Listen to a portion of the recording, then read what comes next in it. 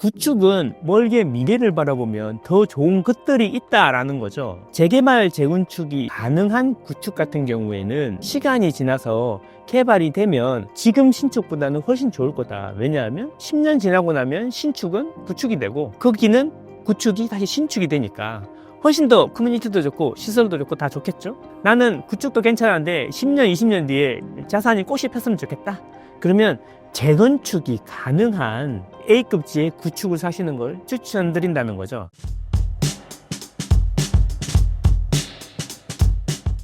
많은 분이 고민하시는 서울 구축과 외곽 신축 중 어디를 매수하는 것이 좋을까요? 저는 취향의 문제라고 생각해요. 신축을 좋아하시고 신축밖에 안 되시는 분들이 있어요. 그런 분들은 신축을 하셔야 됩니다. 하지만 이제 신축은 비싸죠.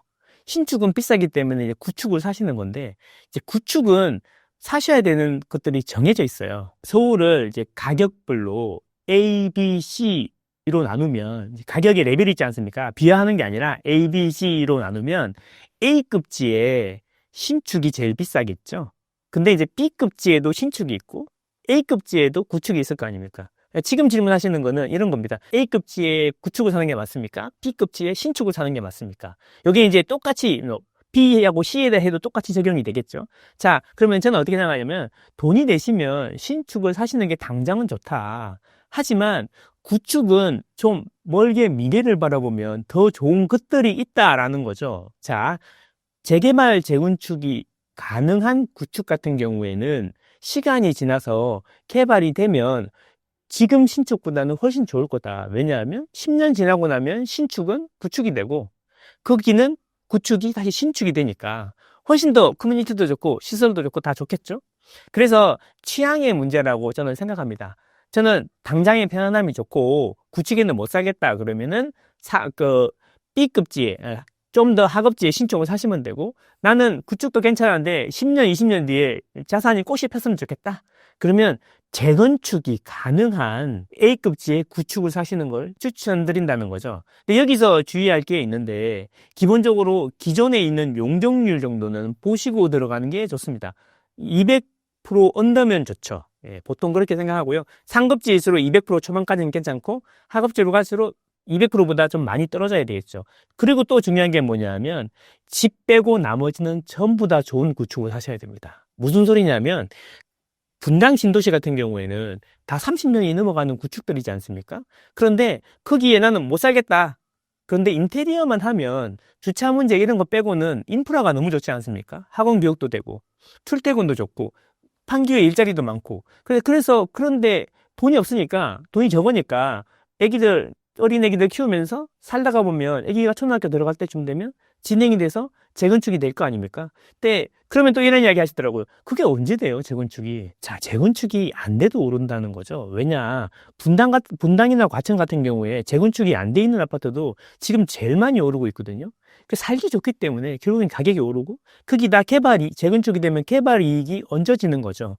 자, 신축을 사는 이유는 제일 잘 나가니까 시세 차익을 위해서 사시는 거고, 자, 재건축을 사시는 건 뭐냐면 시세 차익도 반드시 있습니다. 땅값이 오르기 때문에. 근데 재개발, 재건축을 통해서 개발 이익이 더해지기 때문에 시간이 지나면 추가적인 개발 이익까지 먹기 때문에 나중에 보면은 시간이 지나면 기존의 신축보다 더 많은 이익을 얻을 수 있는데, 단 신축이 될 가능성이 있는 거, 그리고 신축이 되는 시간은 버틸 수 있는 인프라가 있는 곳은 하셔야 된다, 이런 말씀 드리는 겁니다. 수도권에서 저평가된 지역은 어디가 있을까요?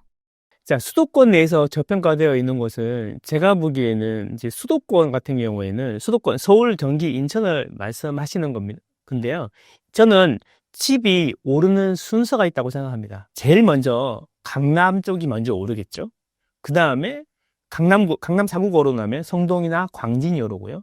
성동, 광진이 오르고 나면 동대문구, 그 다음에 노원구, 이런 식으로 진행이 되고, 남쪽으로 가면은 강남이 오르면 분당이 오르고 수지가 오르고 영통이 오르고, 이런 순서가 되거든요. 그게 왜 그러냐면 이게 작은 집값은 비크에다 물을 붓는 거라고 똑같다고 생각해요. 왜냐하면 유동성이라는 물은 계속 서서히 증가하니까.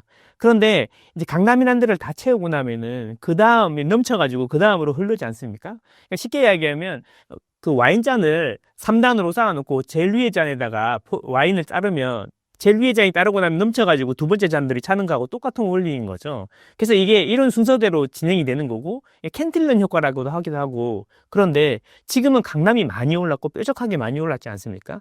그 다음에 이제 성동구가 오르고 광진구가 오를 차례고, 실제로 2024년에도 사실은 성동구가 평균은 가장 많이 올랐습니다. 한국 부동산원 기준으로. 그게 성동구에 퍼지고 동대문구로 넘어가고 있는 찰나에 다시 토호제가 해제가 되면서 그 돈들이 다시 빨려 들어가고 강남으로 갔던 거고요. 이제 시간이 지나면서 다시 그게 퍼져 나올 거거든요. 그래서 저는 올해 하반기가 이제 B급지, C급지가 오르는 원년이 될 것이다. 그래서 제가 생각하는 거는 서울의 B급지, 이번 타임은, 그리고 경기도의 A급지가 올해에는 가장 저평가되어 있는 게 될 것이고, 내년이나 후년전에는 서울의 C급지 또는 경기도의 B급지가 그 다음 순서로 오를 것이다. 저는 이렇게 생각하고 있습니다. 서울 집값이 비싼 이유가 무엇인가요? 기본적으로는 서울에 집이 너무 없기 때문이죠. 돈은 계속 늘어나고 있지 않습니까? 저 같은 경우에는 어릴 때 선진국이 돼야 된다 이런 교육을 받으면서 살았거든요. 사실 5천만 이상 되는 인구 중에 세계에서 우리가 6번째로 GDP가 높습니다. 개인 소득이 높습니다. 이런 사실을 알고 있으신 분들이 별로 없어요. 그만큼 서울은 세계적인 도시고요. 서울에 이렇게 다 살고 싶잖아요. 서울에 살고 싶은데 서울에 집이 있긴 있어요. 있긴 있는데 원하는 집이 없는 거죠. 서울에 신축 아파트를 원하는 거 아닌가요? 교통 좋고 애 키우기 좋고 이런 데를 원하시는 거 아닌가요? 근데 그런 아파트는 별로 없다는 거죠. 서울의 신축 비중이 현저하게 떨어지고 있다. 이걸 생각해 보시면, 그런데 소득은 계속 늘어나고 있어요. 자, 강남을 예를 들어볼까요? 강남에 50억이 넘어가, 50억 이상 되는 아파트들이 많다고 우리는 맨날 보고 있잖아요. 그게 전국 아파트 기준으로 보면요, 0.05%밖에 안 됩니다. 우리가 보통 근데 그럼 200평 되는 것도 있고 한남대일처럼 뭐 이렇게 150평 되는 것도 있고 이런 것들은 연예인들이 사는 거라고 치고, 우리가 말하는 34평, 국평이라고 그러죠. 84제곱미터 같은 경우에 50억이 넘는 아파트는 전국의 세대수 기준으로 0.005%밖에 안 됩니다. 우리는 원베일리 이야기라면 우리나라에서 0.005%를 이야기하고 있는 거죠. 그만큼 이야기할 데도 없고 좋은 아파트가 별로 없다는 거죠. 국민 소득 수준에 비해서. 추가적으로 또 뭐냐면, 서울의 아파트가 비싸다고 생각하는 이유는 심리적인 영향이 있는 거죠. 우리 0.005%, 소위 말하는 연예인 걱정하고 있는 거죠. 강남 아파트가 비싸다, 연예인 걱정하고 있는 거, 몇 개 되지도 않는 거를. 그쵸? 근데 그 이야기만 맨날 신문에서 퍼다 나오고 비싸다는 이야기만 나오고 하니까 우리가 실제로는 서울 아파트가 너무 비싸다라는 생각을 하게 되고 포기하게 되는 거죠. 근데 외곽에 가면은 아직도 저렴한 아파트가 많고, 그리고 그 아파트를 사는 방법들도 많지 않습니까? 뭐 경매도 있고 뭐 매매도 있고 많은데, 실제로 경매를 꼭 안 하더라도 조금만 알고 노력해서 대출이라든지 이런 걸 잘 생각해 보면, 실제로 강남에 5, 6년 뒤에 재건축돼서 입주할 아파트, 새 아파트인데 지금 2, 3억으로 살 수 있는 아파트도 있습니다. 그걸 몰라서 못 찾는 거죠. 그래서 제 이야기는 서울의 아파트가 비싼 이유는 집이 없기 때문이고, 심리적으로도 일부 비싼 아파트, 정말 0.005% 연예인 걱정하는 아파트 같은 것만 우리가 이야기를 들으니까 서울의 아파트가 비싼다고 생각하는 거다. 근본적인 원인은 수급 부족이고 입주 물량 부족이고, 두 번째는 심리적인 효과다. 이렇게 생각하고 있습니다. 인구가 감소해서 부동산 투자를 꺼리는 분들이 있는데 이에 대해 어떻게 생각하시나요?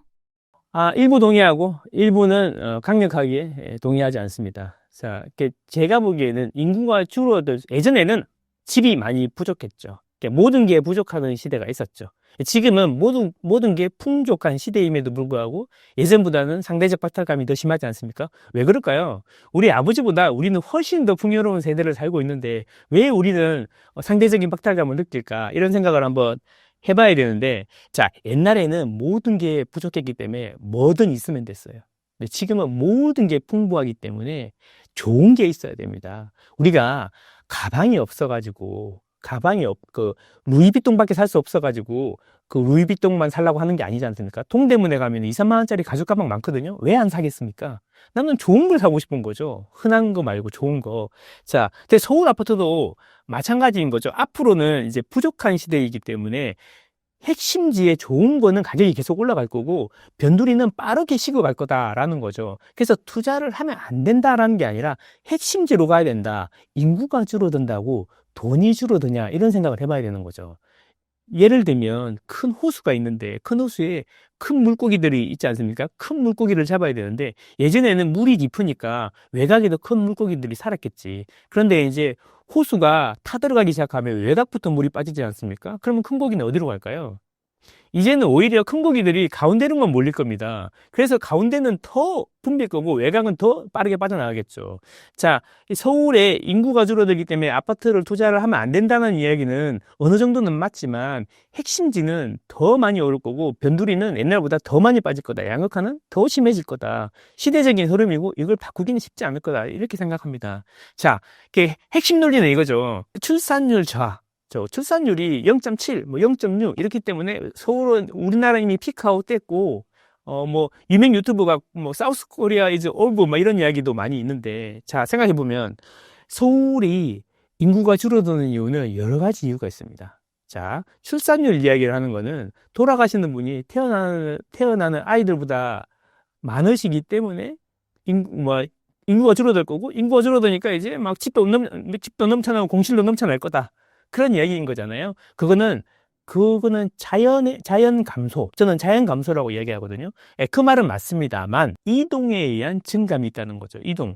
뭐냐면, 서울에 돌아가시는 분이 더 많긴 하지만, 서울 외곽에서 서울로 들어오는 사람들이 많다는 거죠. 그죠? 서울에 대기 수요가 많지 않습니까? 왜 그런 이야기를 하냐면, 우리나라는 주택 보급률이 있죠. 세대수가 100세대가 있으면 주택이 몇 세대가 있냐. 자, 광역시 중에 유일하게 100이 안 되는 곳이 어딜까요? 서울입니다. 서울은 90% 초반입니다. 주택 보급률이. 그러니까 서울에는 공실도 사실상의 주거가 불가능한 수준이 아니라면 공실도 없고 주택이 모자라다는 거죠.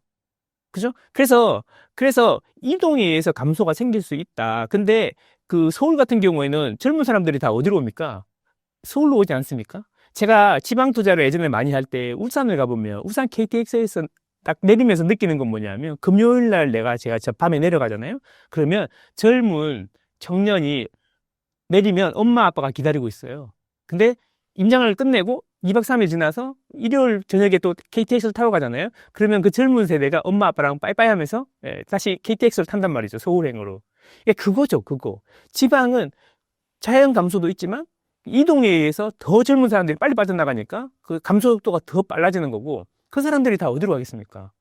서울로 오지 않겠습니까? 그래서 앞으로는 서울로 집중이 더 심화될 거다. 이런 이야기인 거죠. 그래서 이동에 의한 감소도 있다. 근데 이동에 의한 증감이 있는데 이동에 의해서 지방은 출산율 감소와 이동에 의한 유출로 인해서 더 빨리 감소할 거고 서울은 오히려 출산율 감소보다 돌아가시는 분들이 두 분이 더 많았는데 들어오는 사람이 3명, 4명이야. 그러면 인구가 늘어나는 거지 않습니까?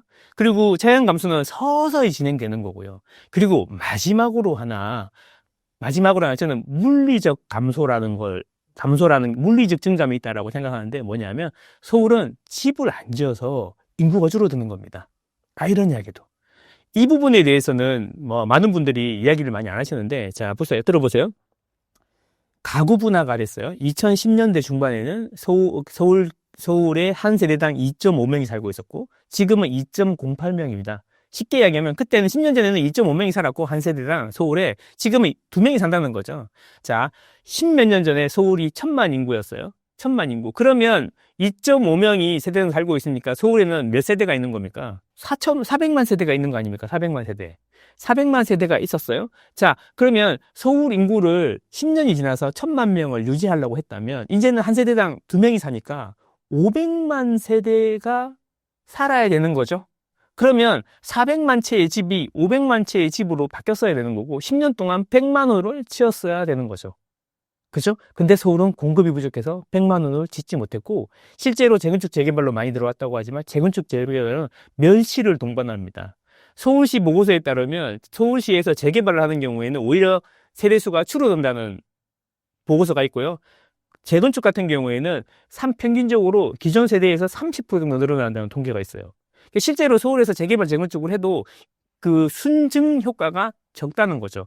그래서 서울은 1000만 명을 유지하려고 그러면 100만 호를 10년 동안 더 지었었는데 100만 호를 안 지었기 때문에 가구 분할을 해요. 내가 이제 예를 들어 내가 이제 부모님이랑 같이 셋이 살고 있었는데 내가 결혼을 해서 이제 집을 구해야 되는데 생각해보세요. 서울이라는 마을이 있는데 집이 한 채가 있고 엄마, 아빠, 내가 살고 있었어. 자, 그런데 결혼을 해서 이제 집을 서울에 다시 살고 싶은데 이제 집이 없어. 서울에 집이 한 채밖에 없으니까. 그러면 나는 집을 구할 수 있어요? 그럼 어떻게 해야 될까요? 보니까 경기도에 집이 하나 있네? 예, 그도 옆 마을로 이사 가야 되잖아요. 그 마을 이름이 경기도인 거죠. 경기도로 이사 가는 거죠. 그러면 세대수는 안 변했지만 인구는 어떻게 됐어요? 세대수는 안 변했지만 인구는 줄어들었지 않습니까? 왜? 집을 하나 더 줬으면 그 사람이 서울에 살았겠죠. 근데 이 문제가 앞으로 해결될 거냐, 서울이. 재건축, 재개발이 활발하게 진행이 될 거냐, 이런 거죠. 그나마 재개발, 재건축이 진행되려면 아무리 빨리 해도 10년이 걸리는데 우리나라는 정권이 5년밖에 안 됩니다. 그래서 여기서 재개발, 재건축을 열심히 준비해 놔봐야 이 다음 정권에서 꽃이 피어야 되는 건데 잘 진행을 해줘야 되는데 연속성이 없지 않습니까? 그래서 저는 이걸 비판하는 게 아니라 저는 비판하기보다는 그래서 내가 어떻게 해야 내가 우리 가족의 자산을 불릴 수 있을까 생각해보면 그러면 앞으로도 서울은 장기적으로 공급이 부족한 도시가 될 거고 서울에 있는 집은 오르겠구나. 결론적으로 보면은 서울의 인구가 줄어드는 이유는 자연 감소 때문에 그런 게 아니라 이동해양 감소, 물리적인 감소가 더 크고 그로 인해서 근데 서울에 주택을 공급해야 집값이 내려갈 건데 서울은 집값이 더 오를 거다. 그래서 나는 더더욱 길게 보면 장기로 보면은 서울에 집이 필요하다. 당신에게는 서울에 집이 필요하다. 저는 이렇게 생각합니다. 바로 못 들어오면 경기도에서 시작해서 외곽에서 시작해서 점점 긴 시간을 두고 있잖아요. 서울에 들어오는 프로젝트를 만들어야 되는 거죠. 왜냐? 우리가 100세까지 살 수 있잖아요. 100세까지 사는 동안에 집이 반드시 필요합니다. 그 집이 자기 집이냐? 남의 집이냐? 이거밖에 없잖아요. 근데 서울의 집은 장기적으로, 전체적으로 내가 주택을 갖고 있어야 된다 그러면 전국 어디보다 수익률이 좋을 거 아닙니까? 장기적으로 보면. 죽을 때까지 당신은 집이 필요하다니까요? 그러니까 집을 살 거면 장기적인 계획을 세워가지고 서울에 집을 산다는 생각으로 차근차근 갈아타기를 하면서 서울 메인으로 가야 된다. 그게 여러분과 여러분 가족의 그 경제적인 행복을 지키는 방법이다. 저는 이렇게 생각합니다.